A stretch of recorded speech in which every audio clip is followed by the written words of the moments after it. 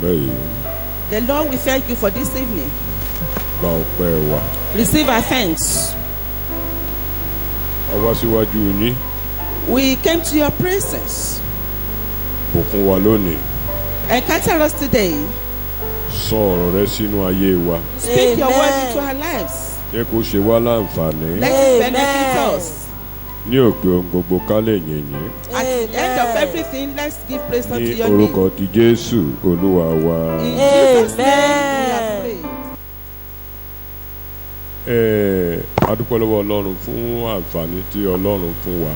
We thank God for the privilege that God has given us.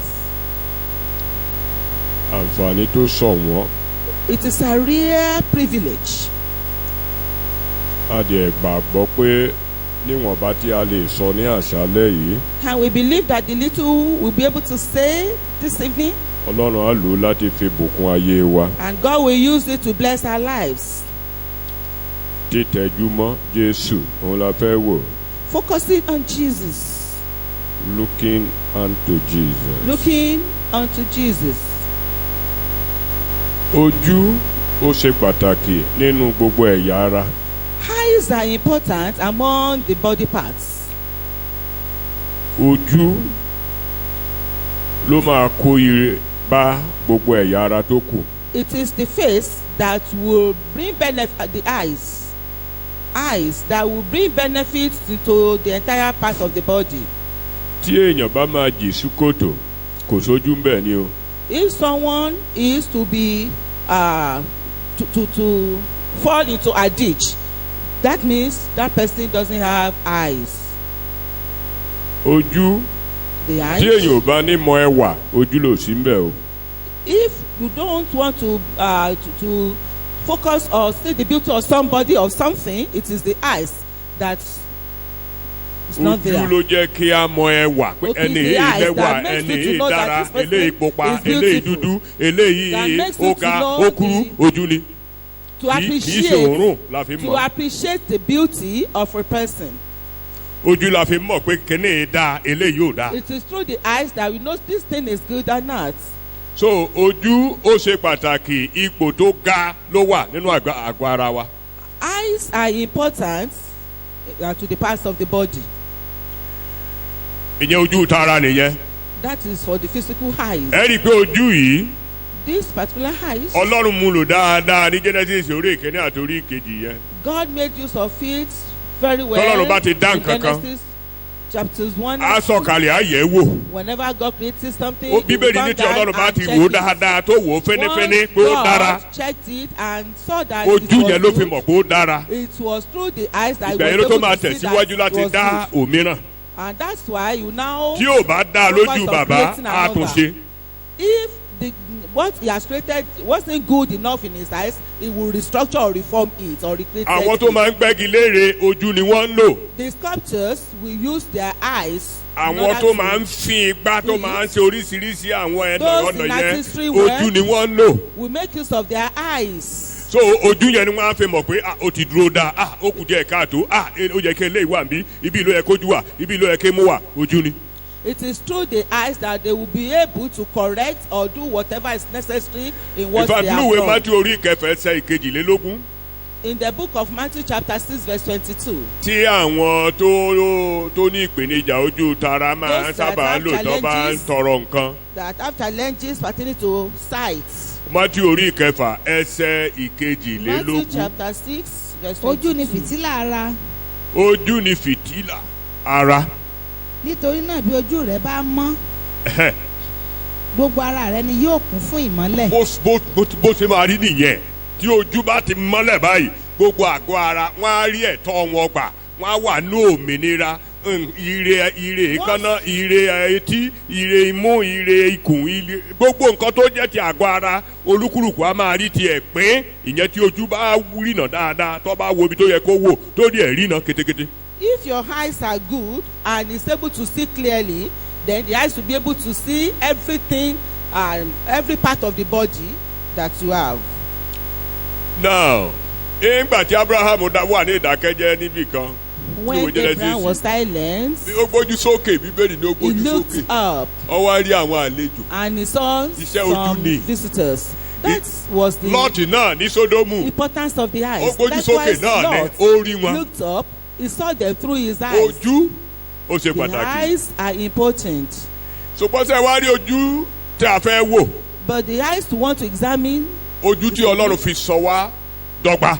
it is the eyes by which Ọlọ́run God ti made mọ̀ pé us àwọn kan wà things. tí ò ní lójú tara yìí. God knows that there are some people that will not have these physical eyes. Ojú tí a fẹ́ wò gan-an And ojú this ìgbàgbọ́ particular ni. eyes is the eyes Ọba of máa ní faith. tí a tó tara yìí. Ìyẹn á ṣiṣẹ́. Ọba ní tara Even if you have the physical eyes, ìyẹn náà á ṣiṣẹ́. it will still benefit So you. ojú ìgbàgbọ́ òun la fẹ́ wò. It is the eyes of faith that we want to Wọ́n ní ká máa examine, wo Jésù. that we should look unto Jesus. Ṣé ẹ rí ojú The eyes àti ẹni tí ibi tí a dojú ẹ̀ kọ? and where we focus Òun ló in máa sọ ibi tá a máa lọ. will tell us Ohun the tá a máa direction, what we are going to Ibi tá a see, parí ìrìn àjò sí. and where we end our journey. Ojú wa Our eyes, ohun tí a tẹjú yẹn mọ́. what we earnestly Òun ló looking máa sọ bóyá a máa gúnlẹ̀ láyọ̀ unto tàbá àní will gúnlẹ̀ tell láyọ̀. us whether we will land safely or not. Mo ti gbàdúrà pé gbogbo And wa la I've máa prayed. gúnlẹ̀ láyọ̀. That all of us will land safely. Kí hallelujah. Yeah. Paul apostoli mọ pàtàkì ojú. Paul apostles knew the importance of the eyes. Ojú ti ẹ̀mí. That is the spiritual eyes. Ó gbàdúrà ní Éfésù He orí prayed ìkíní in yẹn Ephesians chapter 1. láti ẹsẹ̀ gbogbo bí yẹn gan tẹ́ bá fẹ́ kà á ṣùgbọ́n tẹ́ bá bẹ̀rẹ̀ ní ẹsẹ̀ ìkejìdínlógún títí dé ìkẹtàlélógún. If you start Ẹ reading rí from pé kí verse ojú 18, ọkàn yín kí ó lè mọ́lẹ̀. that the Ojú tí mò ń eyes sọ of your nìyẹn. heart be Ojú illuminated. ìgbàgbọ́. That's Mi the ò eyes fẹ́ of pé faith. lójú ẹ̀mí. I don't want to call it spiritual eyes. Mi ò fẹ́ pé lójú I ẹ̀mí. don't want to call it that. Nítorí ẹ̀mí ó ní oríṣiríṣi ìtumọ̀. Because spirit Àwọn babaláwo lójú different ẹ̀mí. meanings. Kì The í sojú yẹn lèmi herbalists sọ yìí. have their own Àwọn eyes. àjẹ́ wọn lójú ẹ̀mí. The witches have Ojú yẹn kọ́ theirs. lèmi sọ yìí o. I'm not talking about Mo ń sọ nípa such. ojú ìgbàgbọ́. I'm talking about the spiritual eyes of faith. Ìyẹn rọ̀ mí lọ́rùn láti lò. This one is Pé quite ojú different. ìgbàgbọ́. It is easy for me to make use of. Ju ojú ẹ̀mí. That is the face or the eyes of faith than the eyes of the spirit. Fún àpẹẹrẹ ń ṣe báyìí. For instance, Àwọn babaláwo lè wà ń bí báyìí. we may have a sorcerer coming to Kó just sọ fún àwọn follow ará ilé ẹ̀ pé kán and tètè tell bá òun his pé oúnjẹ spiritual kaná pé eyes, òun máa lálejò tell kó his, ti dé ẹ̀rìn mọ́. family members that Ojú we ẹ̀mí have ló fi rí yẹn. Kì í sorú ojú tá à ń sọ He has yìí yẹn. seen it with his spiritual eyes. No, we are not talking about this type of eyes. Ìyẹn kọ́. Not that one. Ojú tí àwọn àjẹ́ fi ń dára wọn mọ̀. Ìyẹn kọ́ lèmi ń sọ lọ́wọ́ The báyìí. spiritual eyes with which is, you know, Bí àjẹ́ bá dé Germany, àjẹ́ tó wà ní Germany wọ́n á welcome ẹ̀. Á jẹ oúnjẹ ọ̀fẹ́. The witch in Wọ́n á di entertain Germany ẹ̀. will know the person. Ojú yẹn kọ́ lèmi ń Another sọ. one from another Pé ojú area. ìgbàgbọ́. I'm not talking about that one, but I'm talking about the eyes of faith. Ìyẹn la fẹ́ sọ̀rọ̀ lé lórí. This is what we Mo ń want to sọ talk because of about. our background ló jẹ́ kí n sọ lo èdè yẹn. Tí o bá ṣe bẹ́ẹ̀ máa kàn sọ pé ojú ẹ̀mí ni. I just want us to understand the introduction. Gbọ́ inú ẹ̀mí la ti mú wa wọnú ẹ̀mí. So wàhálà wà. There are challenges. Òun la ṣe mọ ohùn ẹyẹ. À ń mọ ohùn Ọlọ́run à ń mọ ohùn ẹyẹ. A dá ohùn ẹyẹ mọ̀. A dá ohùn ológìnní mọ̀. Ojú àwọn nǹkan tó sọ mọ́ ojú ẹ̀mí tí mò ń sọ yẹn nìyẹn. So wàhálà yẹn ló jẹ́ kí n lo èdè tí mò ń lò yẹn. Pé ojú ìgbàgbọ́. That is Òun ló pé wa. Torí ìgbàgbọ́ la fi ń bọ́ lọ́rùn the eyes rìn. of faith. Àṣàlàyé náà tá a bá tẹ̀síwájú. To explain it, Ẹ wá wò we ó. can. Ṣé ẹ rí ayé tiwa ó ti dójú ẹ̀ báyìí láti májẹ̀mú láéláé ni àwọn tó bá tẹjú mọ́ Ọlọ́run fi máa ń soríire. Word is at the peak, and the Old Láti Testament, májẹ̀mú láéláé ni àwọn tó tẹjú mọ́ Ọlọ́run fi those máa ń that soríire. earnestly looked unto Jesus, they are always successful or prosperous. Ejò bù wọ́n sán, They were Wọ́n found ṣe ẹ̀dá by ejò. snakes. wọ́n ṣe And, ẹ̀dá ejò. There was a Wọ́n gbé replica sórí of igi pé a kán tẹjú snake, mọ́. which Ẹni bá was ti tẹjú put mọ́, on a oró pole, ejò á tán. and those that looked intently into the snake, they were Àwọn healed. àwọn ogun Fáráò ń lé Ísírẹ́lì bọ̀. Even the host of Pharaoh were chasing the Israelites. Mósè ní ẹ dúró ẹ̀yin And yóò Moses rí ẹ said, sá tẹjú ẹ má ẹ bẹ̀rẹ̀ sí ní wo nǹkan tọ́lọ́run fẹ́ ṣe. Just look, Ojú just ìgbàgbọ́ yẹn nìyẹn. exactly look at what God will do. That is the eyes of gbogbo ẹ him. lọ ka bíbélì láti má Just jẹ̀mọ́ read láéláé. your Bible right from the Old Àwọn tó Testament. tẹjú mọ́ Ọlọ́run ló máa ń Those that ṣoríire. look intently unto Àwọn tó God. bá tẹjú mọ́ ìṣòro But those that look wọ́n máa ń intently kọlu to their Ọlọ́run, wọ́n máa ń mú challenges, Ọlọ́run bínú. definitely they will be at Wọn ò ń variance débi tó yẹ with kán God. dé. Wọn ò ń gbádùn nǹkan tó yẹ kán gbádùn. They don't enjoy what they're supposed to Ṣùgbọ́n àti wá enjoy. dé inú ayé yìí náà báyìí. Àtàbára wa nú ayé. Wàhálà wà. There are problems in the world. Ilé ayé ń ṣú lọ. Because the Ojú ayé world gan is dàrú. going into Ojú àwọn èèyàn destruction. dàrú. It's going to an end and people Ojú are being Kìrìsìtẹ́nì náà confused. dàrú. Ó ti wá tó àkókò Now time tí a kò fẹ́ gbára wa ní ìyànjú pé that we want to exalt ourselves, ká tẹjú mọ́ Jésù. that we should look unto Jesus. Ó ní ìdí tí a fi sọ bẹ́ẹ̀. It has a reason. A gbọ́dọ̀ tẹjú mọ́. We must look intently Tí a unto bá ti Jesus. tẹjú mọ́. And as we are looking intently Tá a bá ti unto tẹjú him, mọ́. as we look Tá a earnestly tẹjú unto mọ́ him, òun nìkan and ṣoṣo. we focus Tí a ò on him tẹjú mọ́ alone, ohun tó yí wa ká. and we do not focus on Kò anything sọ́gbọ́n tá a that fi ní surrounds us, gúnlẹ̀ láyọ̀. there's no way we won't land safely. Agbára àti tẹjú mọ́ Ọlọ́run á fi fún And wa. the power with which we are going to focus or look intently Agbára wa ò unto fẹ́ ká Jesus, tẹjú the mọ́ Lord o. will give us. And then what our body is saying, Àwọn nǹkan tó our yí wa body ká ò system fẹ́ ká is saying, tẹjú mọ́ o. and what surrounds us. Ohun tá à ń Those gbọ́ ní want ìwé us to ìròyìn ò ti look fẹ́ ká tẹjú intently mọ́. unto him. Àìsàn tó wà lágọ̀ọ́ ara wa gan ò fẹ́ ká tẹjú mọ́. The sicknesses in our body. Àlátà alágan ò fẹ́ ká do tẹjú not want mọ́. us to look unto him. Agbogbo orílẹ̀-èdè àgbáyé tá a gbẹ́kẹ̀lé tí ó ti ń bọ́ lọ́wọ́ wọn náà kò fẹ́ ká tẹjú mọ́ o. Even the entire world, the economy of the world, doesn't want us to look intently unto Jesus. Ṣùgbọ́n ní títẹjú mọ́ Jésù orí ọ̀fẹ́ àti Focusing tẹjú on mọ́ looking unto Ọlọ́run á fi Jesus, fún wa. the grace with which we are going to look unto Jesus, the Lord will give unto us. Sẹ́ẹ̀rí títẹjú mọ́ tí mo fẹ́ ṣàlàyé. What I Mo want to fẹ́ mú àwòrán explain, yẹn jáde níbì kan. I want to bring it out from Nínú somewhere. ìṣe àwọn àpọ́sítélì orí ìkẹta In the Acts of Apostles chapter ẹsẹ̀ 3, ìkarùn-ún verse 5. àròkọ wà ń bẹ̀. Ìṣe àwọn àpọ́sítélì orí ìkẹta ẹsẹ̀ ìkarùn-ún. And the man paid attention to them, expecting that he was going to get something from them. Sẹ́ẹ̀rí wíwò tí mò ń sọ yìí pé ká tẹjú mọ́ yìí. By looking unto him, Ó ní nǹkan ṣe pẹ̀lú ìrètí. has something to do with hope. Irú títẹjú mọ́ tí mò ń sọ lọ́wọ́ yìí o. The type of looking, Gbogbo ẹ̀yà ara wa máa parapọ̀ láti tẹjú meaning yẹn that ni o. all our body system, Gbogbo everything ẹ̀yà ara in wa ló us máa sopọ̀ láti tẹjú will mọ́. join together Pẹ̀lú ìrètí look pé nǹkan kan fẹ́ tibẹ̀ with the jáde. hope that something is going to Great emanate from expectation. there. Pẹ̀lú ìrètí pé nǹkan kan máa tibẹ̀ jáde. With the hope that something will come out from Pé it. ìtẹjúmọ́ yìí kì í ṣe lásán. That looking intently into Pé mi ò unto ní him is tẹjúmọ́ not in ẹni vain. yìí That kí n lọ for me lọ́wọ́ òfo. to look unto this person, intently into this person, I will not go in vain. Bíbélì ní arọ yẹn tẹjúmọ́ wọn pẹ̀lú Bible says- ọkàn pé dídùn lọ sọ This aṣọ. man looked attention, paid attention unto them. Gbogbo àìsàn tó wà lágọ̀ọ́ ara yín bẹ́ẹ̀ ṣe bẹ́ẹ̀ ṣe ń gbọ́ ọ̀rọ̀ yìí báyìí. The sicknesses in Gbogbo your wàhálà body, tẹ́ ẹ ní báyìí. all the problems Tẹ́ ẹ you bá ti ń have. tẹjúmọ́ Jésù. Once you look unto Jesus, Àwọn ò ní bá wọlé torí wọn á máa ré bọ́ lójú ọ̀nà ni. all of them will vanish. Tẹ́ ẹ bá ti ń tẹjúmọ́ pé. Once you look unto him, Ẹ jẹ́ kí n tọ́ báyìí. let me say this way, Sọ ẹ rí Jésù ó kú gẹ́gẹ́ bí ọ̀dọ́. that Jesus died Fèdí sí ohun tí mo fẹ́ sọ as a báyìí. youth. Á fún mi ní kọ́kọ́rọ́ báyìí. Mo fẹ́ sáré báyìí. Jésù kú gẹ́gẹ́ bí ọ̀dọ́. Jesus died as a Kò tí ì bímọ. they didn't have Sínú a ayé. child. Even in the world, he had Gbogbo ọmọ no tó child. máa bí ó wà nínú reproductive All the organ. children Ó he will wà give nínú birth to. nǹkan tó ń dánmọ́. All of them are in him. So gbogbo àwọn ọmọ ẹ̀ pátápátá ti wà nínú ẹ̀jẹ̀. Ó ti wà nínú ara ẹ̀. All his children are already in his body system. Sórí kíkú tó kú in yẹn. his blood. And for him Kọ́kọ́rọ́ to tó die, máa bá wà nínú àjò ẹ̀kọ́ ìgò nìyẹn. that is the key. Ó kú for tọmọtọmọ. this teaching. He died together with his children. Tí ọ̀dọ́ bá ti kú láì bímọ. If a youth Ó kú died tìrantìran. without having an issue, then he died without Sáré kàní pé Jésù ò with his jíǹde. children. Ah! Peradventure, Jesus has not come. Gbogbo ìran ayé nu. Gbogbo ìran ayé oorun. All the entire world will be destroyed or perish. Jésù kú tọmọ. Jesus died with A all ti his process children. wa sínú ẹ̀ ni. We have been processed into him. Gbogbo nǹkan tá a máa jẹ́ nǹkan tá a máa dà. Ó máa jẹ́ pásítọ̀, ó máa jẹ́ evangelist, ó máa jẹ́ apostoli. Gbogbo ẹ̀ ló ti wà náà. Ó ti Jésù ti kó pọ̀ sínú Everything ẹ̀. has been a process into So Jesus. bá a ṣe ń pa yẹn, wọ́n jọ ń pa wá ni. As he was being killed, we were killed together. Bá a ṣe nà tẹ̀jẹ̀ ń jáde, As he ẹ̀jẹ̀ wa jọ was jáde. not beaten, and the blood came out, we were gbogbo ohun tó dé bá ó dé bá wa. all what came upon him came gbogbo upon ohun tó sì us. dé bá yẹn kò lè tún kò lè tún wáyé mọ́ kò ṣeé ṣe. It's not possible.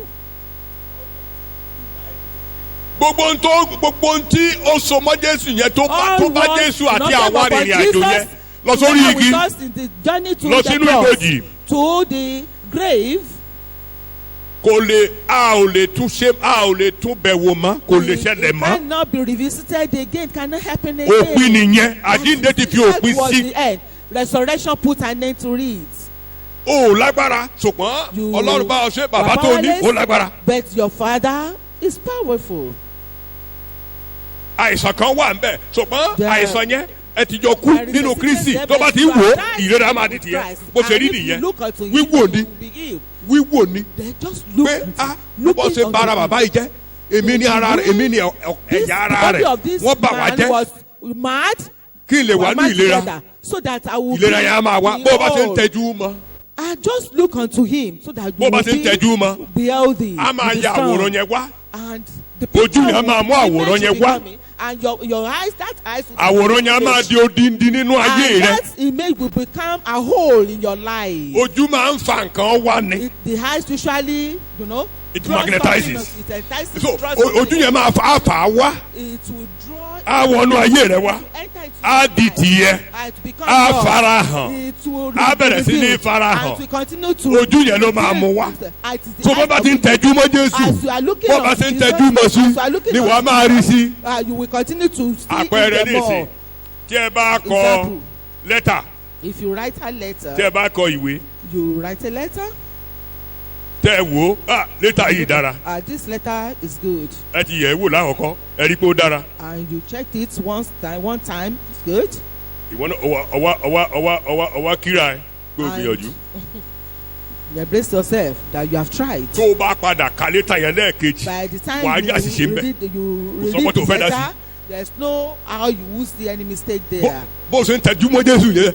This how you ni wàá máa dá a sí. And you will continue bó to be good. bó bá ṣe ń tẹjú mọ́ wàá máa dá a sí. You will be good. bó bá ṣe ń tẹjú mọ́ àìsàn máa jìnnà sí. bó bá ṣe ń tẹjú mọ́ ìkùnà máa jìnnà sí. bó bá ṣe ń tẹjú mọ́ oríire á máa wá. And then you will be successful. bó bá ṣe ń tẹjú mọ́. Just continue to focus on it. You will continue to resemble Jesus. Everything will be good. ẹsẹ̀ yẹn máa dínkù. tó o pé tó bá ti ń correct á máa dínkù. As you are correcting an essay. tó bá ti ń correct ẹsẹ̀ á máa dínkù. That tó bá ti essay ń correct will á máa continue dínkù. to diminish. bó bá ṣe ń dínkù yẹn. As it diminishes. ẹni pé àwọn tó máa ń kọ ìwé tó máa ń publish àwọn ọ̀jọ̀gbọ́n yẹn. The writers. wọ́n á ti sọ iye ọ̀rọ̀ tí átíkù ẹ̀ máa jẹ́. They would have wọ́n lè sọ pé kò gbọ́dọ̀ ju 200 words or maybe it's 200 words. sọ pé wàá máa edit ẹ̀. And wàá máa yọ kúrò. wàá máa yọ kúrò. Removing some gbogbo tí ò dáa nú ayé wa Jésù á yọ kúrò. And likewise whatever is not good. àìsàn ò dáa tí ò dáa olóko méjì Jésù á máa yọ kúrò. bàbá ṣe tẹjú mọ́ ayọ̀ wọn kúrò. bàbá ṣe tẹjú mọ́ ayọ̀ wọn kúrò. bàbá ṣe tẹjú mọ́ ayọ̀ wọn kúrò. bó bá ṣe ń tẹjú mọ́ sí. ní ayé rẹ̀ á máa fúyẹ́ sí. á máa fúyẹ́ sí. wàá máa fúyẹ́ sí. wàá máa múra ilé sí. wàá máa múra ilé sí. You will continue to prepare for home. So àwòrán yẹn ni kẹ́ ẹ já gbé dání báyìí. And this is the picture I want you to see. Kí hallelujah. Hallelujah. Kí hallelujah. Hallelujah. Yeah.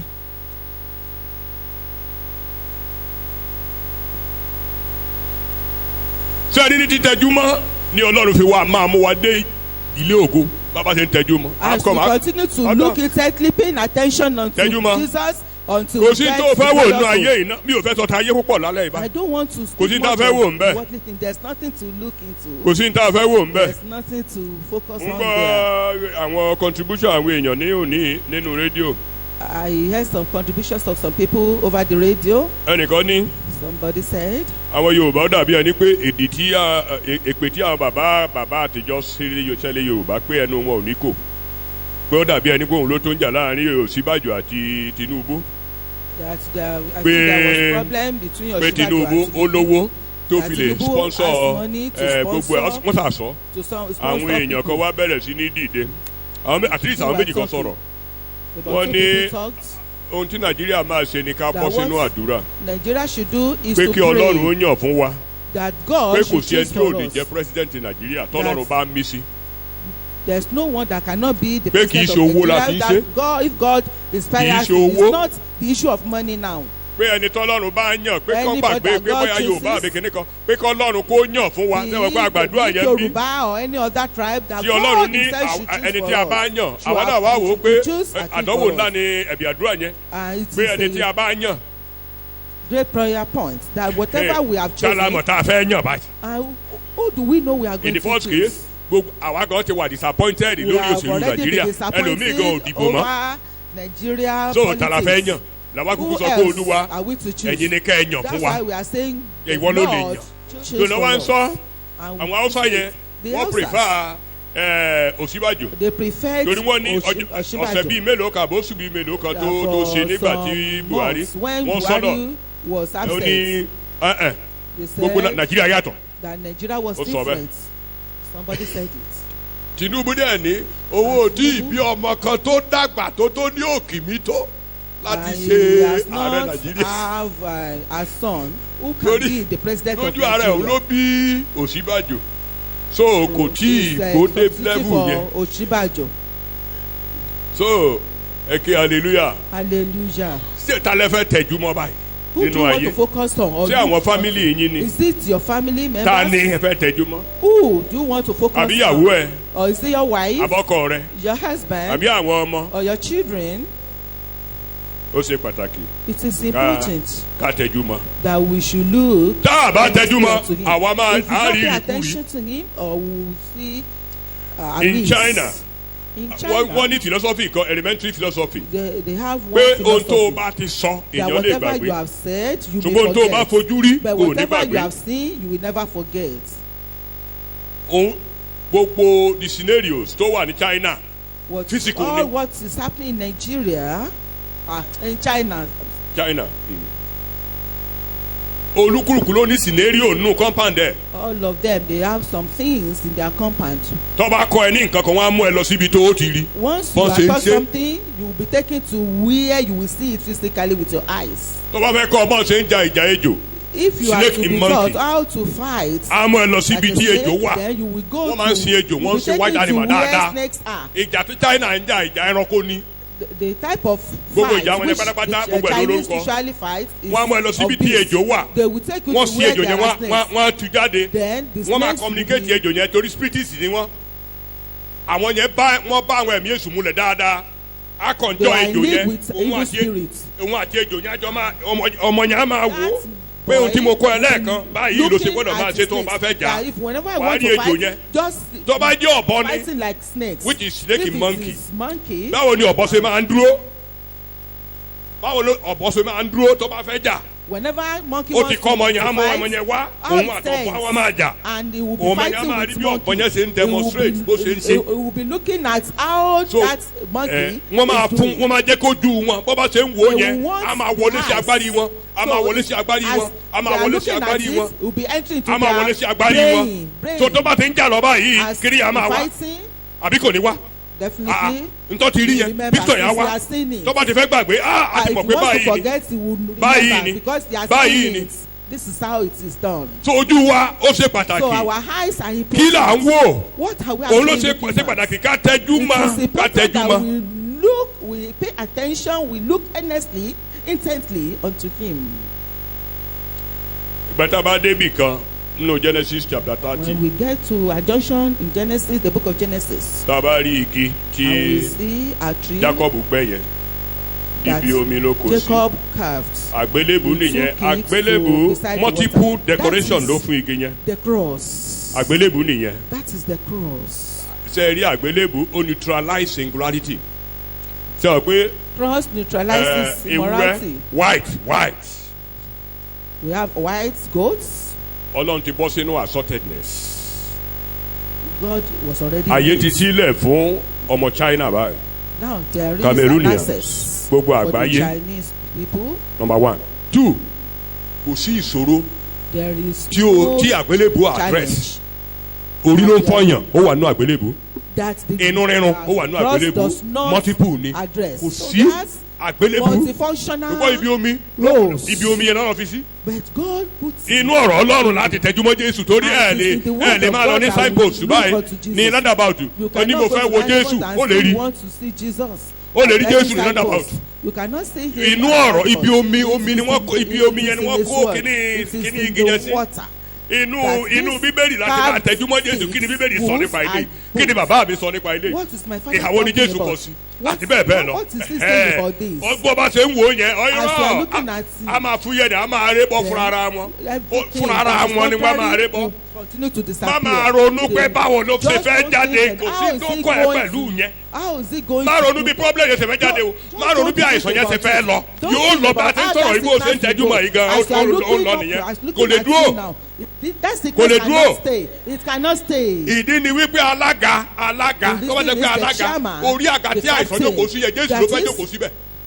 jésù olúwa ló fẹ́ jókòó sínú ẹ̀ àgọ́ ara rẹ ní tẹ́ḿpìlì ẹ̀ ìdọ̀tí ò gbọ́dọ̀ sí bẹ́ẹ̀ ìdọ̀tí ní gbogbo àwọn àlejò wọn yẹn wọ́n máa parẹ́ alága fẹ́ jókòó á jókòó sínú ojú rẹ ojú bọ́ńkè ni jésù ti yọjú tí àwọn tó wà ní supermarket fi rí. Your eyes is the window of Jesus. Your ear window gbogbo outlet yẹn window ni. Ojú rẹ ni ibi tó bá wù ló ti lè yọjú. So àgọ́ ara rẹ báyìí ni ilé òun ní ààfin rẹ̀ tó ń gbé. So your body system is the Sátánì ò lè wá kọ́lé síbẹ̀. Satan cannot àní tó bá tẹ́jú mọ́ Jésù báyìí ojú àfà wá ojú ìgbàgbọ́ ni. Tó bá ti fà wọlé báyìí. Tẹ́ḿpìlì Jésù kan wọ tẹ́ḿpìlì ó pamọ́. Bó o bá ti tẹ́jú mọ́ Jésù á gbá tẹ́ḿpìlì ẹ̀ mọ́. Á gbá àgọ́ ara rẹ̀ mọ́. Àwòrán yẹn tẹ́jú mọ́ báyìí. Tẹ́jú mọ́ bá a ṣe ń lọ ìbáyìí jẹ́ kí ojú ẹ̀kọ́ rẹ̀ máa tẹ̀lé jẹ́ kó máa tẹ̀lé nígbà tá a bá fi kí hallelujah wà á fúyẹ́ gbogbo èrù tó wà ń bẹ̀ máa kúrò ń bẹ̀. Your burdens will be lifted up. ẹ jẹ́ àmú kókó kan.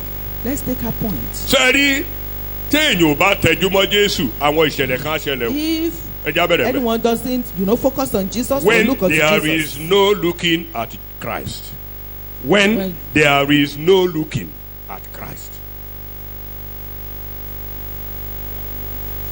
Nígbà tí a kò bá tẹjú mọ́ Jésù. Èkéné tẹ́ ẹ bá tẹjú mọ́. If you do not look unto Jesus. Ẹ di onítẹ́tẹ́.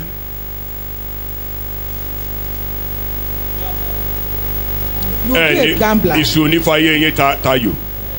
May your life not be a gambling stock for Satan. Kìrìsìtẹ́nì ló ń ta tẹ́tẹ́ èyí jẹ èyí ò jẹ ìtumọ̀ iye méjì nìyẹn tẹ́tẹ́ nìyẹn iye méjì. That is doubt. Bọ́yá ṣé Ọlọ́run lè ṣe bọ́yá ṣé bọ́yá doubt sets in òun náà àwájẹ alága ṣé ẹ rí pé ibi tó yẹ kí Jésù jẹ́ kó sí. Where Jesus is. Iyèméjì á ṣe kí ni á wọlé síbẹ̀. It means that. bá wàásù iná ìrà. Even if you hear sermon. arákùnrin Jésù lè ṣe brother Jesus can do it. I know he will do it. I know he will do it. tí a bá wọ ẹsọdún yẹn ẹsẹdún orí 32 yẹn sẹ ìkíní yẹn. ẹni tí wọ́n ní ọjọ́ wo ni ọkùnrin ìfẹ́ dé gan. Say when will this man come? àwọn ló rán níṣẹ́ o. àwọn ló rán ọmọkùnrin yẹn níṣẹ́ ní pásítọ̀ wọn àwọn ló rán pásítọ̀ níṣẹ́ o. ó fi fámìlì tiẹ̀ sílẹ̀ o. kì í ṣe gbogbo fámìlì lọ o tó fi wọ́n sílẹ̀. àwọn fámìlì Mósè wà nínú àgọ́ wà nínú chọ́ọ̀chì. ebi jọ ń pa wọ́n bẹ́ẹ̀ ni ìyà jọ ń jẹ wọ́n ẹ̀fúùfù jọ afẹ́fẹ́ jọ ń fẹ́lù wọ́n bẹ́ẹ̀ ni òtútù jọ ń mú wọn ní. wọ́n ní ti Mósè yá àwa ò mọ nǹkan kan. Pertaining to this Moses, we didn't know what happened to him. àwa ò mọ nǹkan kan jàre báyọ̀ tiẹ̀ ti kú dànù. Anything, maybe he has died. báyọ̀ tiẹ̀ ti kú dànù àwọn lóní ọlọ́gbà òfin wá o. And they were the ones saying the commandments. And now doubts. báyọ̀ ti kú báyọ̀ kò tí kú báyọ̀ ti kú ẹjọ́ ṣé Jésù ti kú. Has Jesus died? ṣé Jésù lè ṣe? Can Jesus do it? ṣé Jésù lè ṣe? Can he do it? má gbà láàyè torí ilé ọlọ́run ní àgọ́ ara ẹ o. Because your Má gba body ìgbàkúgbà system láàyè. is the abode of God. Don't allow anything gbólóhùn to méjì enter. kan a máa ń lò nínú ilé. We do use Nípa these ti àìsàn ni o. senses pertaining to our sickness. I reject sickness. Mo kọ̀ àìsàn. I refuse to be sick. Mo kọ̀ láti ṣàìsàn. I reject sickness. Mo kọ̀ àìsàn. And I refuse to be sick. I refuse Mo it. sì kọ̀ láti ṣàìsàn. Mo kọ̀ láti tún ṣàìsàn. ẹ̀yin náà pé iyèméjì ò lè wọlé wá. That doubt Kò sáyè fún ọ̀nà ayé mi. there is no access for Jésù you. ti parí iṣẹ́. Jesus had completed the work. ọdún ìkórè la wà yìí. ìkórè lèmi gbọ́dọ̀ kórè This is a year tèmi. of harvest. I will harvest. mi ò làágùn mọ́ mi ò làágùn mọ́ mi ò ṣe làálàá mọ́. I will not no. nígbà tí iyèméjì bá Not dé. tired again. And when doubts came in, a ka ìwé kan láti jọ introduction to biology. we read a particular book, Introduction to Biology, secondary school. o tí ì dé ojú ọ̀gbagadì biology o introduction. Just an introduction. Àṣẹ̀ṣẹ̀ bẹ̀rẹ̀. sórí orí iyèméjì introduction to biology ni. Doubts is just an introduction to ìyẹn biology. kọ́ ó ń sílẹ̀kùn yẹ́. ta ló wà open nílé. the door. ọkọ̀ sí yọjú. Indoor. Ta ló Who wà is indoor? nílé? It's just peeping. Who is indoor? ó fìrù fọ̀nà dání ẹ̀ mọ̀ ní. ìrù tó fọ̀ dání He yẹn. planned to òun write ni havoc. ìsọkúsọ. That is your. tójú ẹ̀ bá ti kó rárá Jésù wàá Speak sọ̀sọ̀kúsọ. amiss. When Kò sí kò ṣẹlẹ̀ when pàtó you nínú lose ẹ̀mí. your focus on Jesus, you will miss ìyẹn ló ń jẹ́ mọ́mírìn. kíkùn memory or grumbling. ẹ̀rí pété ẹ̀ bá ń kùn When o lè you má kọ́ grumble nǹkan tó or sọ murmur, ìsọkúsọ ni. you may not know what that person is saying. You will just be murmuring or grumbling. ẹ̀rọ ìsọyìn. Ah.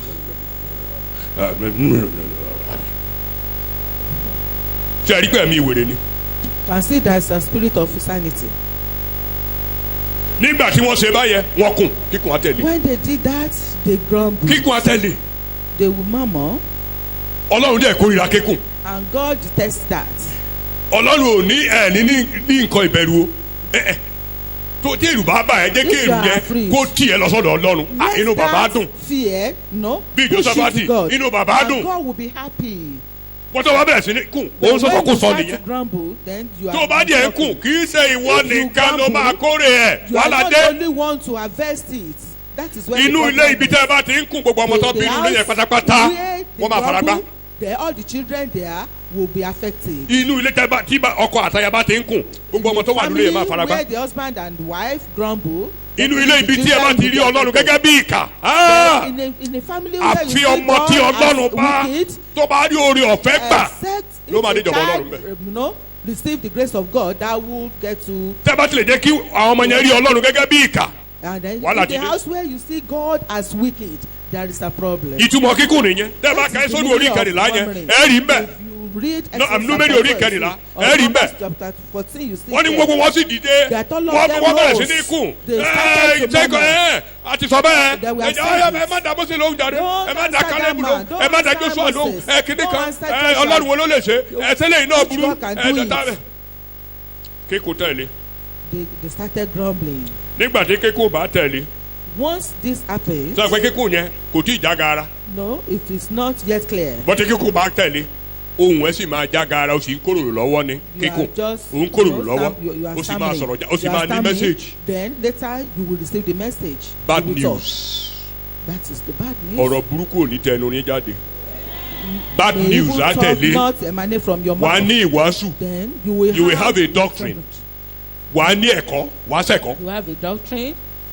iyèméjì ti wọlé It means that Ó ti doubt bẹ̀rẹ̀ sí í has kùn already báyìí. entered and you have started murmuring. wà á bẹ̀rẹ̀ sí í sẹ̀kọ́ lórí You will- ìdúró rẹ You will wà continue á sẹ̀kọ́ to àwọn give tó súnmọ́ ẹ doctrine wà á to sẹ̀kọ́ those fún wọn that are with you. You will wọn náà not gbọ́dọ̀ ní ọmọ ẹ̀yìn kò ṣeé ṣe kó má lọ ọmọ ẹ̀yìn must kò have possible disciples. There's no how torí to àwọn have tó jẹ́ pé bóyá àwọn tó nípasẹ̀ lọ ṣe dé church tàbí àwọn ọ̀rẹ́ ẹ tó súnmọ́ ẹ tó jẹ́ pé àwọn náà tíúbù kẹ̀kẹ́ wọn ti ń jò díẹ̀díẹ̀ They are already tó yẹ kó gbé wọn diminishing sókè. the faith. wà á ràn wọ́n lọ́wọ́ You ọmọ must ní ọmọ ẹ̀yìn help them. You must You lift have them a doctrine, up. teaching. Definitely you have a teaching kò sí ni doctrine. Which ó ní you- ayé ẹ jẹ́ ká padà Then let's go back.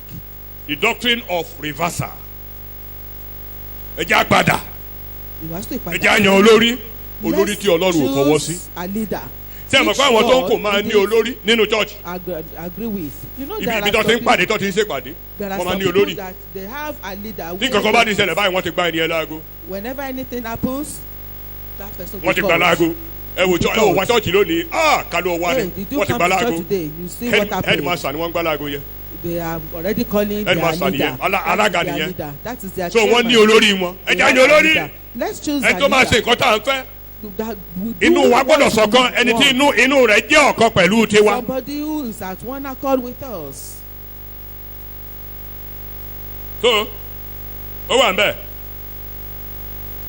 bad news tẹ ẹ bá wo verse 28 yẹn and 29 31 to 32 ní Númérì orí kẹtàlá yẹn. that is Numbers chapter 13. chapter 14 gan wọ́n ti ní message yàrá nílà ẹ wò chapter 13 lórí àkókò mi 28. ṣùgbọ́n alágbára ni àwọn ènìyàn tí ń gbé inú ilẹ̀ náà. that's a doctrine. ìlú olódi sì nílùú wọn. kò sẹ́ni tó lè kọjá. wọ́n tóbi gidi. èṣù lágbára ẹ lè kọjá ẹ lè lọ sọ evangelism ní ìlú yẹn. wọ́n gbówó àwọn wo wà bẹ́ẹ̀. they are very wicked. there are sorcerers there. so it becomes a doctrine. tó tán. àti pẹ̀lúpẹ̀lú àwárí àwọn ọmọ anaki níbẹ̀. ọ̀tá àwọn tó ju Ọlọ́run lọ wọ́n wà bẹ́ẹ̀.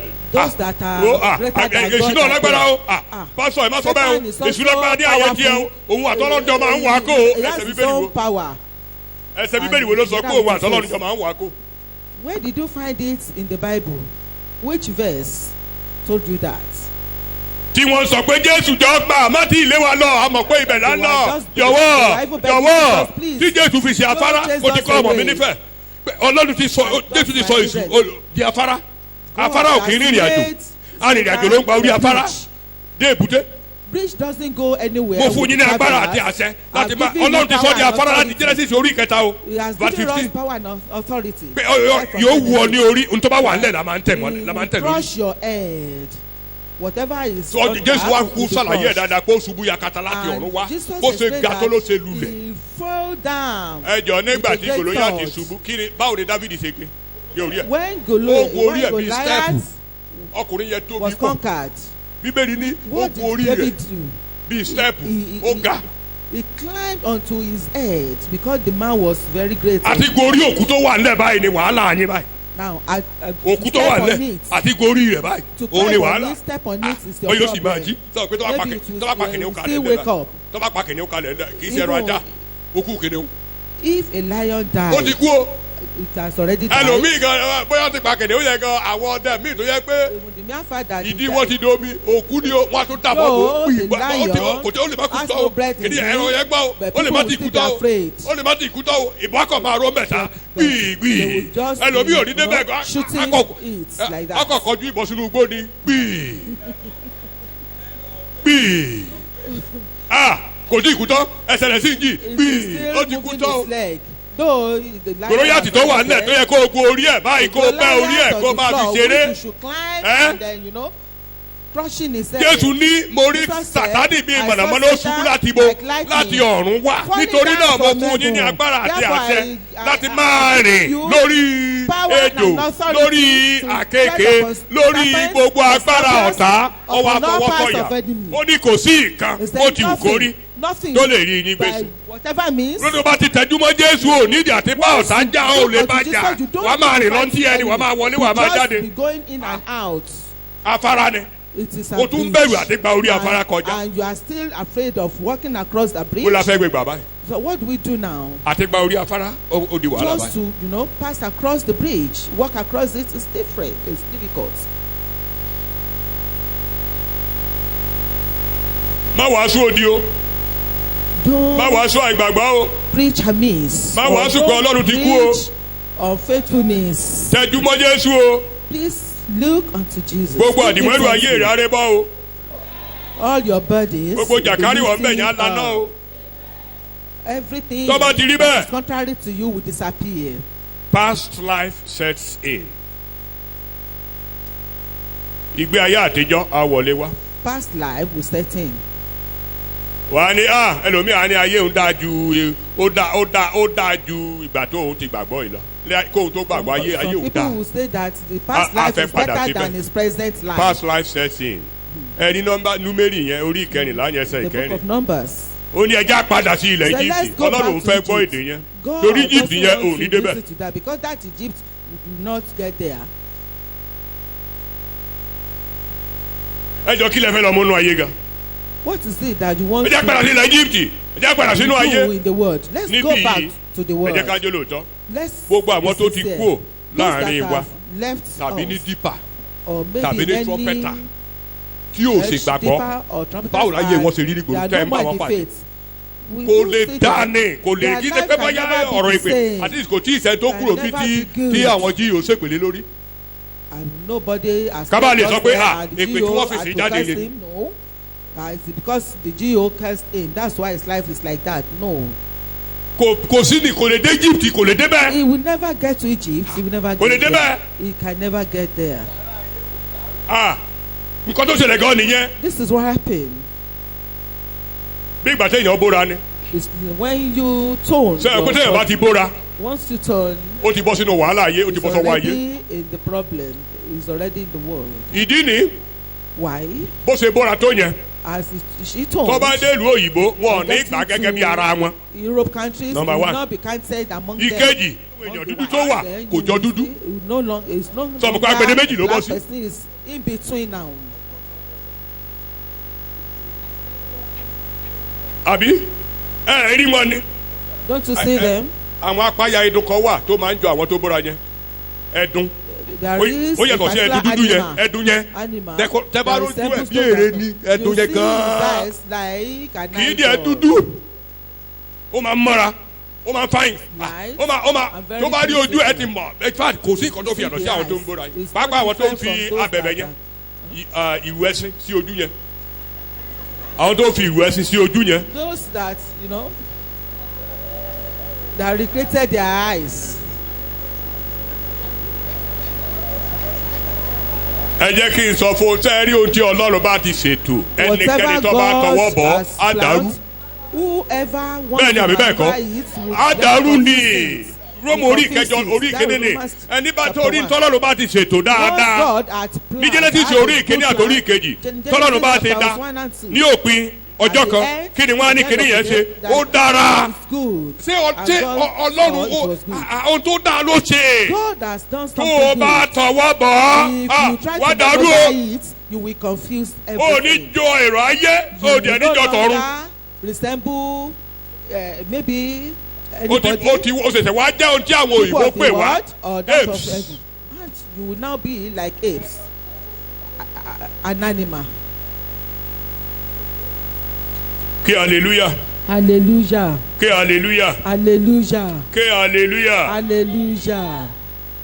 So èèyàn fẹ́ padà ẹ ní To go padà back. lórúkọ May Jésù you not backslide in ó ń Jesus' sọmọ name. olóòkú bẹ́ẹ̀ ni It's a ní just sí like- mọ́ òkú ẹ̀ a máa gúnlẹ̀ láyọ̀ we will say, we now Jésù ò lè safely, fẹ̀mí ẹ̀ lélẹ̀ fún mi kí n tó God wọná cannot die kò for me ṣeé ṣe and for me to enter into kò ṣeé ṣe hellfire. ẹ̀yin It's náà not ńkọ́ possible. What about kò you? possible It's not possible. pẹ̀lú gbogbo nǹkan tí Jésù ṣe yẹn tó dàlù mí For God gbogbo to orí do all ọ̀fẹ́ those things, gbogbo àánú all gbogbo His ojú rere grace, all His mercy, all kò lè His ṣe gbogbo favor. ìwọ̀n yẹn kí n tún bá Sátánì kọ́ wọ́n rìn Do kò all ṣeé these things for ṣe me to be on Satan's side.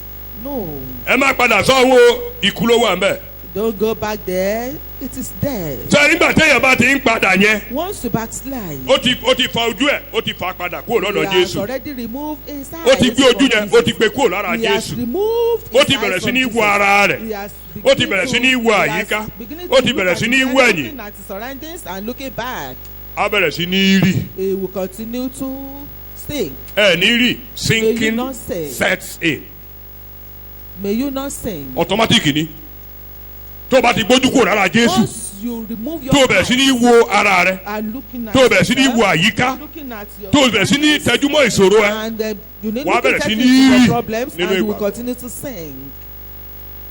ó mọ̀ pé ayé àgbàmì ni The onígbàgbọ́ gbọ́dọ̀ world léfò is a sea, is a river. Jésù ló jẹ́ ká And léfò true Christians must be able to flow. ẹni tí ò bá jẹ́ ti Jésù tí ò tẹjúmọ́ Anybody who is Jésù not of á máa Jesus, rì who doesn't look unto Jesus will continue to sing.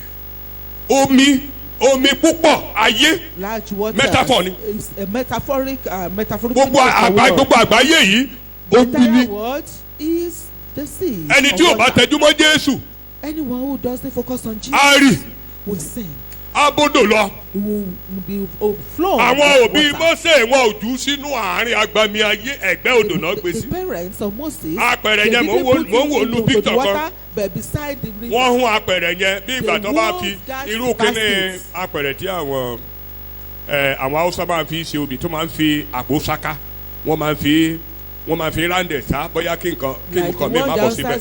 Normally use. So wọ́n ṣe apẹ̀rẹ̀ yẹn dáadáa. So ọ̀pẹ normally wọ́n máa gbé ọmọ sínú apẹ̀rẹ̀ bẹ́ẹ̀ gbé sí orí omi apẹ̀rẹ̀ yẹn gbọ́dọ̀ rì torí pé tómi bá ti wọlé wá apẹ̀rẹ̀ yẹn ṣe kíni asọ̀kalẹ̀ irọ́ bọ́ ṣe apẹ̀rẹ̀ yẹn wọ́n ti tẹ́ ó ní bọ́ ṣe ṣe so ọmọ yẹn wọ́n wá tẹ́ síbẹ̀ wọ́n wá gbé sí ẹ̀gbẹ́ odò kì í ṣe wọn ò dẹ̀ jìnnà sí wọn bójútó lóòrèkóòrè. So they were looking at him.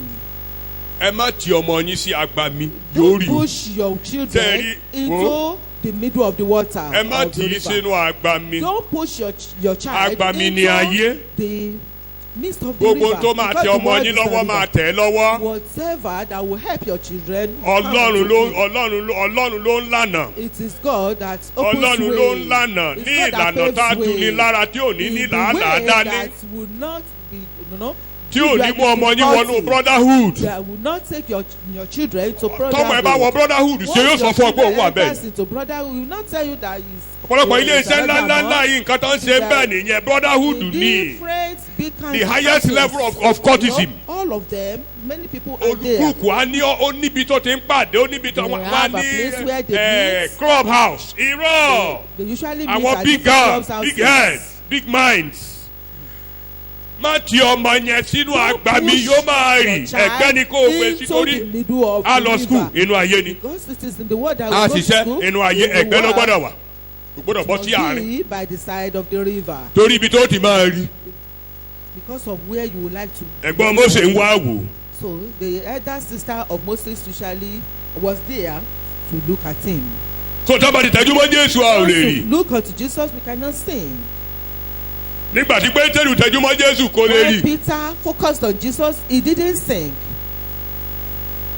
ó ń ṣeré ẹ̀ òun àti bàbá jọ ń rìn lọ. He was looking unto Jesus.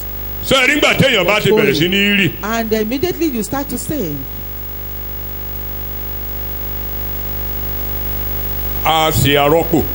It will be substituted, replaced. Replacement. Yes. a dá abẹ́ sí dá ọgbọ́n sí ọ̀rọ̀ ayé.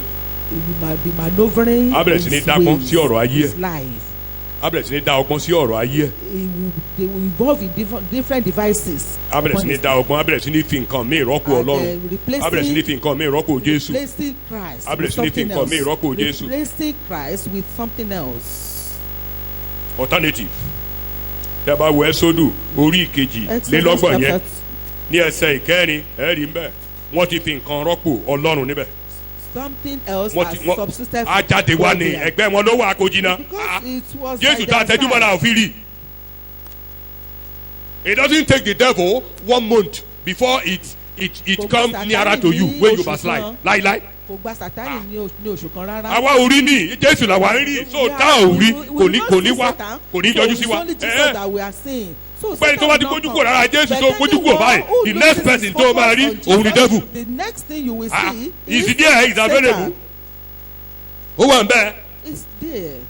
So nítorí náà ẹ rí i pé immediately ni wọ́n gbé nǹkan míì kalẹ̀. So they placed something else. Ohun tó ń ṣẹlẹ̀ nínú ayé lónìí ní ìyẹn kìrìsìtẹ́nì this is what is happening in the world today. Wọ́n replace torí Jésù wọn ò kú o Jésù yẹn mọ́. Wọ́n gbọ́dọ̀ pé nǹkan míì kalẹ̀ táwọn náà tẹjú mọ́. Ìwọ ni Ọlọ́run tó mú wa jáde. You are the God that took us out from Egypt. Something that happened to them. So nígbà tí replacement bá wáyé. When there is the replacement. Ó di jíjẹ mímu ìkùtù. Then you just eat, drink and play. Feasting, setting. Okay, ayẹyẹ ló kù. Feasting. Ayẹyẹ ló kù. Different kinds of celebrations.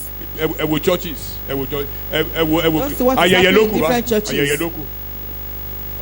oríṣiríṣi àjọ̀dún abẹ́rẹ́ sí wáyé oríṣiríṣi nǹkan abẹ́rẹ́ sí ayẹyẹ ló kù ọwọ́ kẹ́yìn ọwọ́ sọ òun ló kù ní Laodicean church yẹn ayẹyẹ kan wọ́ sọ kan ṣe kan tàpá kan ṣe kan ṣe kíni kan ṣe bí tó bá dẹ̀ ti ń ṣayẹyẹ tán ti ń ṣe tán ti ń tàpá tán mu tán jẹ tán mu wọ́n máa fúnra wọn lóyún nínú chọ́ọ̀chì àwọn alàgbà máa ju ara á máa fi ẹ̀ta olùkọ́ bá sọra wọn lẹ́ta àwọn olóńdè original lóríṣiríṣi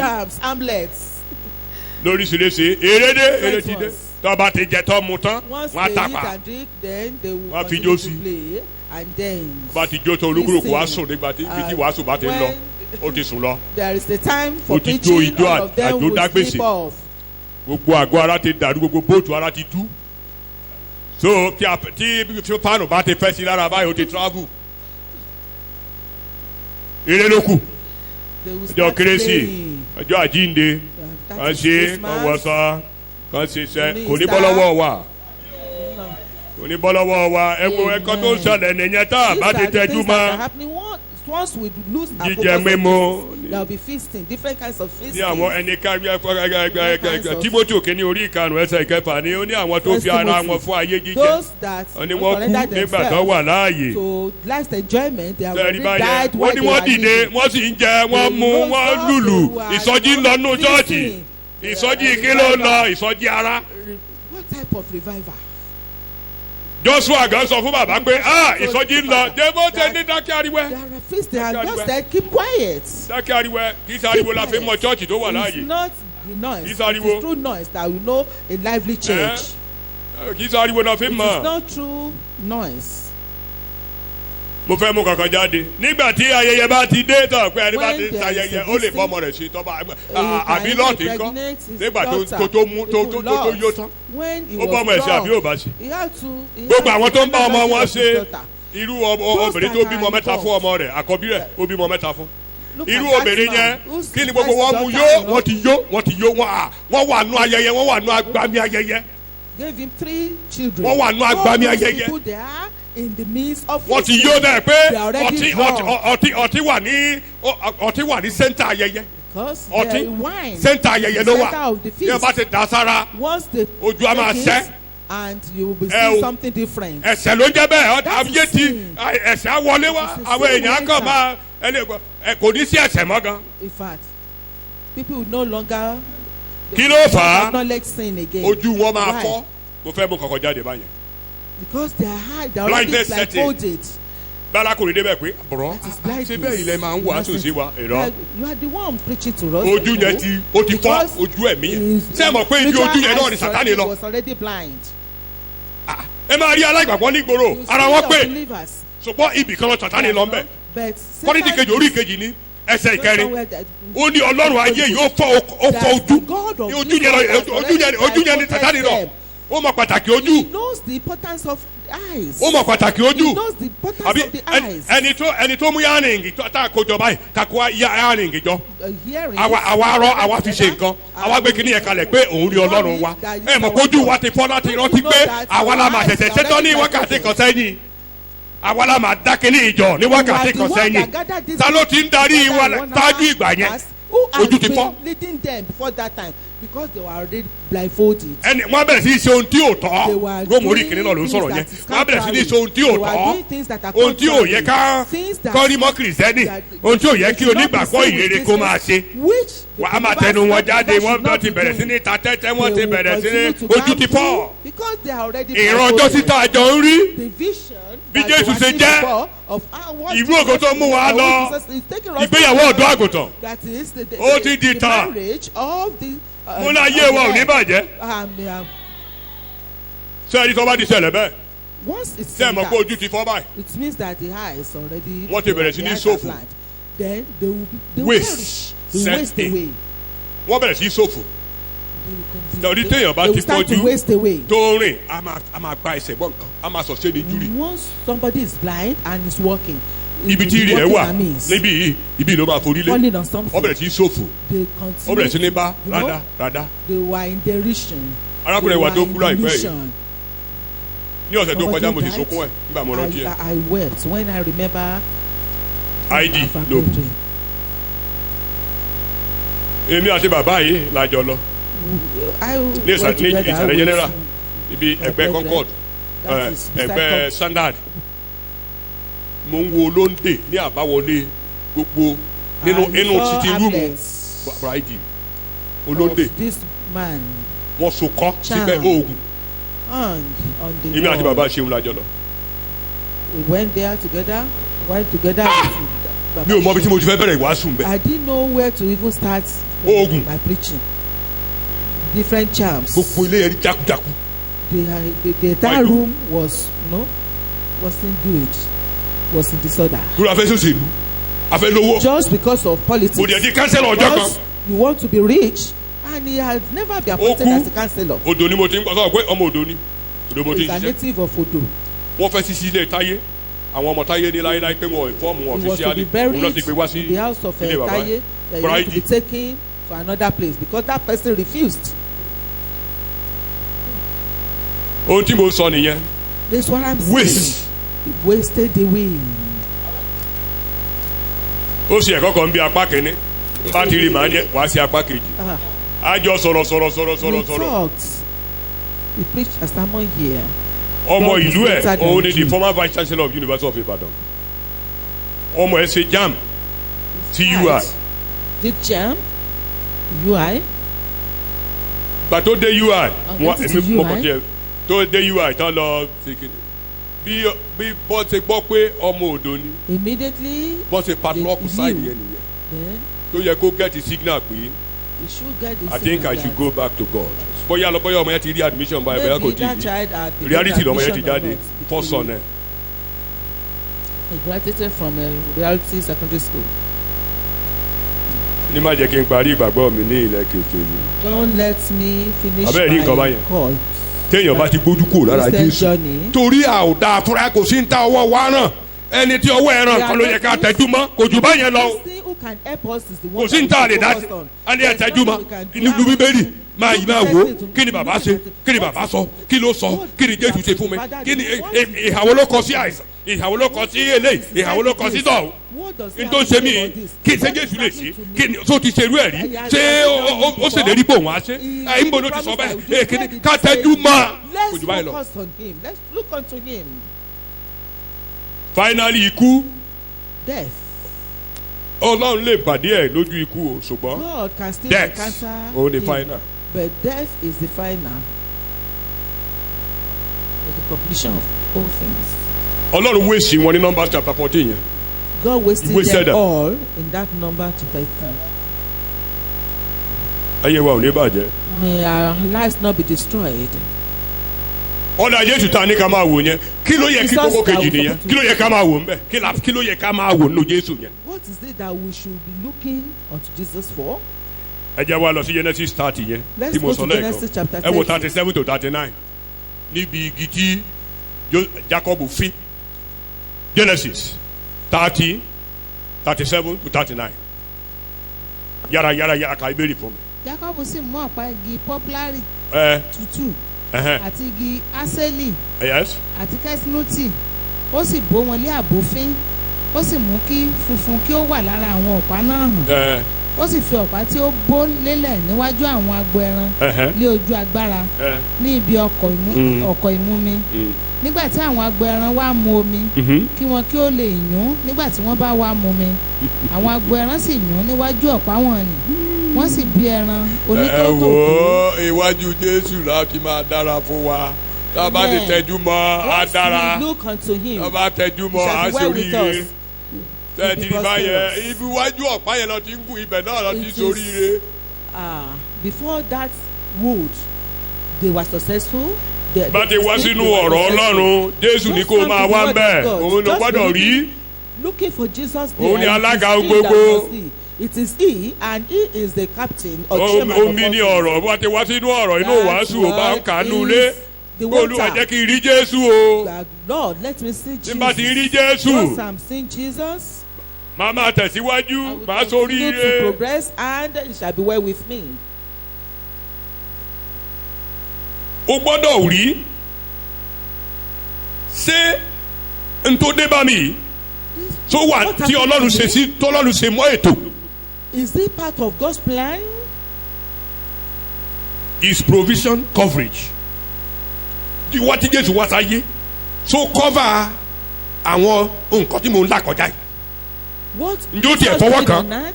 Did he touch it? Did he go to that area? Ṣé bíbélì tiẹ̀ sọ ń pa rẹ̀? Provide any plan for it for me? Did he say anything about it?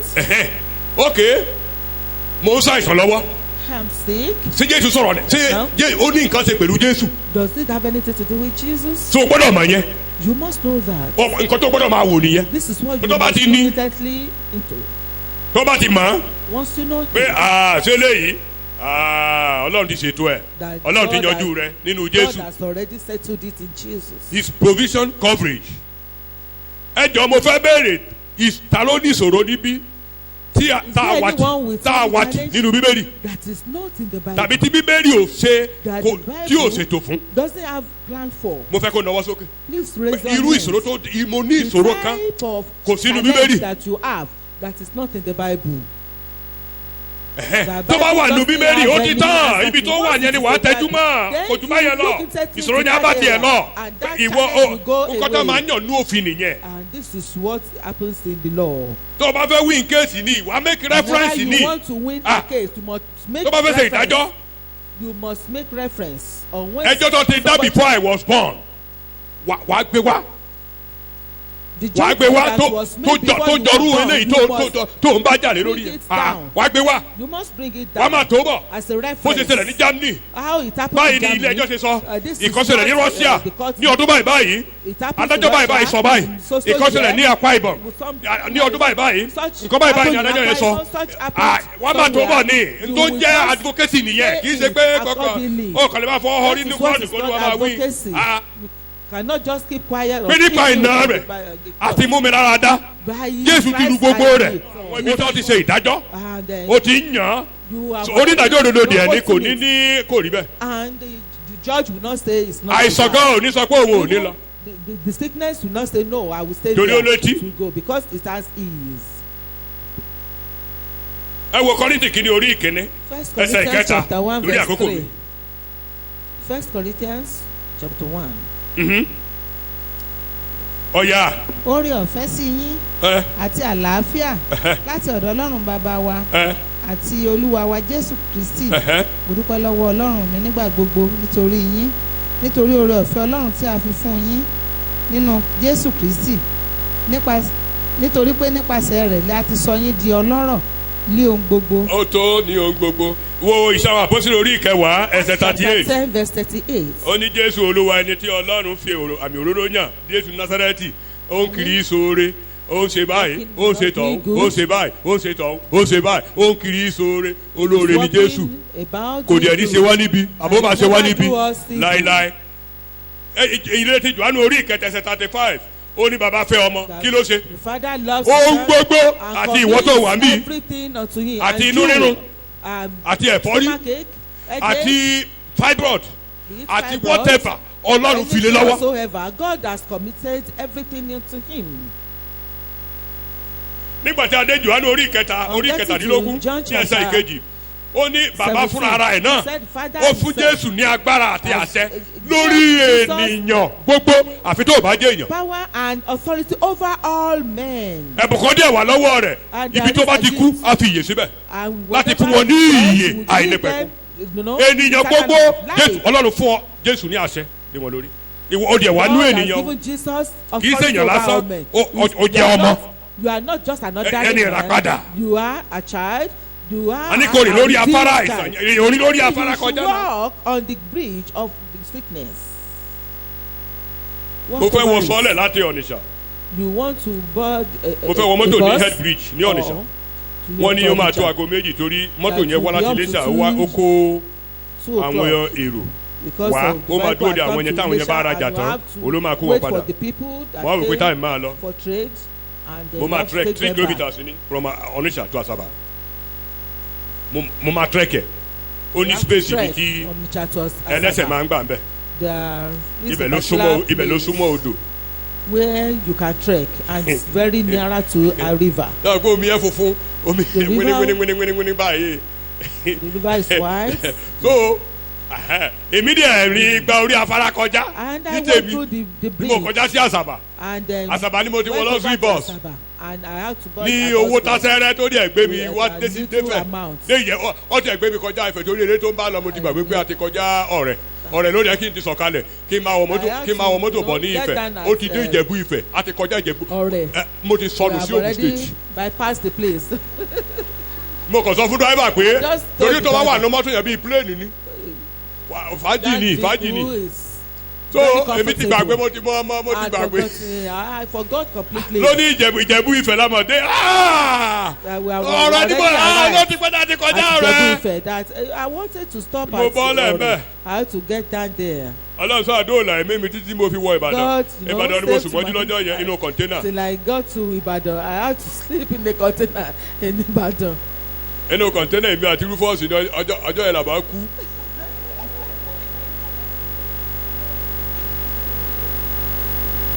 ẹ jọ bí mo ṣe ń kọjá lórí afárá yẹn sí afárá lè sọ pé má gba orí mi kọjá. Through the bridge, will it tell me not to pass through it or not to walk over it? kókó kejì tó gbọ́dọ̀ mọ̀ The second point is to ìṣẹ́gun know Jésù ṣe bí ìwọ ló rẹ̀ ọ́ ẹnìkan wà tí ó rẹ̀ àbí bẹ́ẹ̀ kọ́ that Jesus ó lọ sókè ìdí orí ìkàgbélébù ó kú ọ síkùn ẹjọ kú he processed you into Ó ṣẹ́gun. him and he overcame. ìwọ ni ẹ̀ṣẹ̀ ń yí mọ́lẹ̀ You have been, overcome by. àti fi Jésù sí ẹ̀ṣẹ̀ You have been overcome by the sin. Tó bá ti But Jesus tẹ́jú mọ́, has been made sin. ẹ̀ṣẹ̀ yẹn Once you á rẹ̀ focus dà on it, nínú ayé ẹ̀ that tó bá ti sin tẹ́jú mọ́, will disappear. It will ẹ̀ṣẹ̀ yẹn come máa rẹ̀ off dànù. your body. It will come off of your body. ìwọ ni àìsàn ń bá fira Where you are suffering from sickness. gbogbo àìsàn ẹni wọn kó lé Jésù All the bọ́ bá ti sicknesses tẹ́jú you mọ́ have put on Jesus, ẹ̀jẹ̀ tó ń jáde lára ẹ̀ yẹn focus on that gbogbo blood àìsàn tó wà lára coming ẹ̀ out of your body. àárẹ̀ dànù All ó that ti wà nìyẹn sicknesses will òun ló ń wò lórí disappear. fọ́nrán yẹn Because that is what you are looking at. ìwọ ni ikú òun bẹ̀rù ikú You are ṣé màá jẹun afraid àwọn of ọmọ death. ìbá ẹjọ Will ṣé ò I ní be jẹun able ọmọ. to enjoy my children? kí ló ń ṣe ní gan torí pé torí òyì kọ́ Because bóyá low sugar ló ní òyì kọ́ Maybe you ọwọ́ have ni low ṣé sugar. ṣé màá dẹ̀ jẹun àwọn ọmọ yìí And ìwọ ló so máa jẹ it's wàá as jẹ if you want to face. wàá jẹ tán and you are pátápátá. not asking if you will enjoy your children. You will enjoy your children to the full. Timothy kejì orí ìkíní ẹsẹ̀ ìkẹwàá ó ní Jésù pa ikú rẹ́ ó mú dọ́sà lórí ayé rẹ̀ ó ṣe kí ni ó pa á rẹ́ wàá rántí ìyẹn ní ìwọ ló pa rẹ́ o ẹni tó ń tẹ̀lé ẹlẹ́dàá ẹ̀ ó pa rẹ́ kó lójú rẹ̀ kí ló dé tó o tún fi ń gbé ikú yẹn lárugẹ gan ó ní ikú ò ní agbára láti dì í mú. That death has no power to hold him.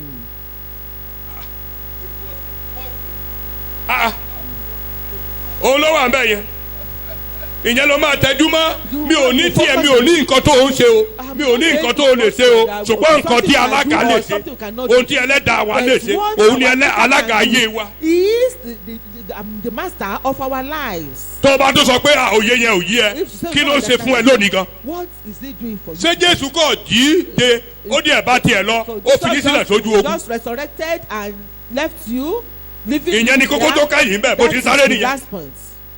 ó ní kí ló ń ṣe lójúmọ́ lónìí òun ló dúró gẹ́gẹ́ bíi pé tí ẹni ìbá jẹ gbèsè wá gbà lọ́wọ́ mi. If this person is in debt, just. ìtumọ̀ ṣọtí nìyẹn mo dúró fún ẹ nìyí. I'm standing for this. torí ò sí lórí igbá mọ́ àbí. Because you are no longer. wo ò sí lórí igbá mọ́ Jésù ni wọ́n rí bẹ́ẹ̀ sọ ọwọ́ Jésù ni wọ́n ti béèrè òun ní ṣọtí.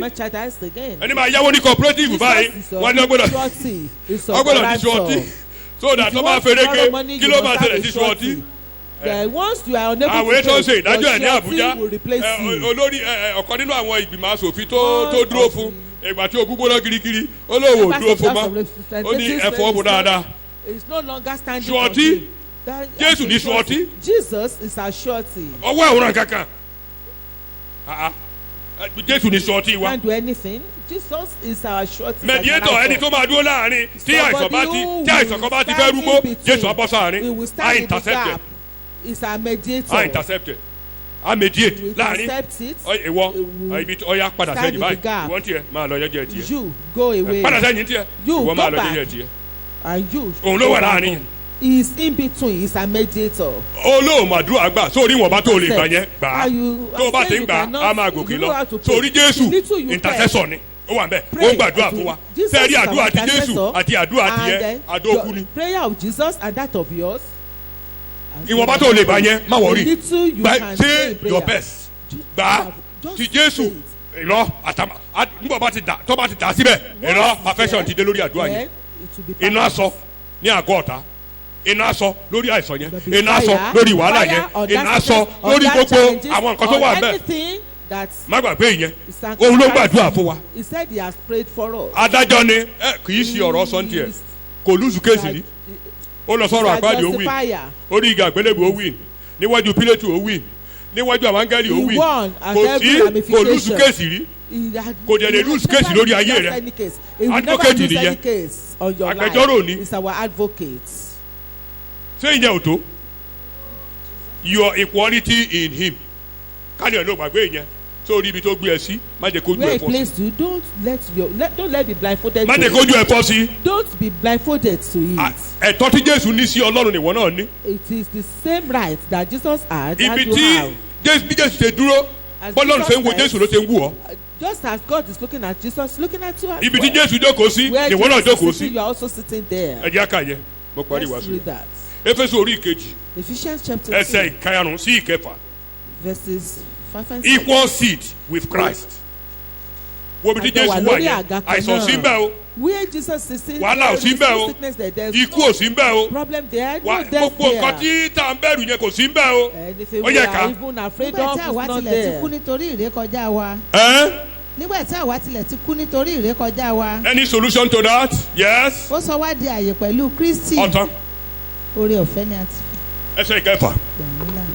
ó sì jí wa dìde pẹ̀lú rẹ̀. ó sì mú wa wá jókòó pẹ̀lú rẹ̀ nínú àwọn ọ̀run. pẹ̀lú rẹ̀ nínú. he made us sit with him. gájú gbogbo àwọn nǹkan tá a kà yìí. above all things we have highlighted. Olúwa mo yìn ọ́. Father, mo tẹjú mọ́ ojú yẹn òdì ẹ̀ ní fọ́. I focused on you and my eyes will not be blind. tẹ́ ẹ tún fi Kristi hàn wá ní àṣálẹ́ yìí Ọlọ́run ẹni ká tẹjú mọ́. Paul dẹ̀ gbà ó ní kí ojú ọkàn wa kó lè mọ́lẹ̀ àdúrà náà làwọn náà gba Ọlọ́run ẹlẹ́dàá pé kẹ́ ẹ jẹ́ kí ojú ọkàn wa kó lè mọ́lẹ̀ ká lè rí Kristi kedere ìrètí ìpè rẹ̀ nínú ayé wa àti agbára rẹ̀ tó tayọ jùlọ eléyìí tí Ọlọ́run alààyè lónú Kristi Jésù tó fi gbé dìde Olúwa ẹ ràn wá lọ́wọ́. Amen. ẹ má má jẹ́ àwò ta o. Amen. ẹ má má jẹ́ àwò ara wa o. Amen. ká tẹjúmọ́ Jésù. Ògo ni forúkọ yín ní orúkọ Jésù Olúwa wa. Ǹjẹ́ oore ọ̀fẹ́ Jésù Kristi Olúwa ìfẹ́ ti Ọlọ́run ìdàpọ̀ ti Ẹ̀mí Mímọ́ kó wà pẹ̀lú wa ẹ kí hallelujah.